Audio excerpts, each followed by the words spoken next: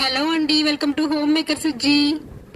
నేను ఈ నాగదేవత టెంపుల్ కి ఎన్నిసార్లు వచ్చినా ఇది ఒక్క కోరిక తీర్చమ్మా ఇంకా చాలు నాకు ఏమొద్దని అడుగుతాను అనడం కన్నా అడుక్కుంటాను అనడం బెటర్.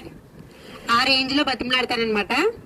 బాబాయ్ దేవతతో వేలాకోలాలు ఎందుకులే గాని, నేను ఈ టెంపుల్ కి ఫస్ట్ టైం వచ్చినప్పుడు ఈ ఒక్క కోరిక చాలమ్మా అనుకుంటా వచ్చాను. కానీ ఆ కోరికలు పెరిగి 4th కోరిక అయిందనమాట ఇది. ఇలా ఒక కోరిక తీరగానే ఇంకొక కోరిక పెరగడం అందరిలో ఉన్న అత్యాసే కదా. మనం ఏ కోరిక కోరినా పూర్తి భారం దేవుడి మీద వేయకూడదు, మనవంతు ప్రయత్నం కూడా చేయాలి. గాల్లో దీపం పెట్టి దేవుడా అంటే కుదరదు అనే సామెత ఊరికే రాలేదు కదండి. ఇంతకీ ఈవిడ కోరికలు ఏ దేవత తీర్చిందో మాకు చెప్పచ్చు కదా అనుకుంటున్నారా?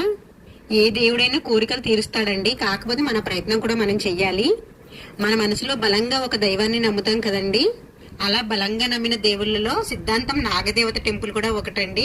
సిద్ధాంతం నాగదేవత టెంపుల్ తెలిసిన వాళ్ళు ఉన్నారండి? ఉంటే ప్లీజ్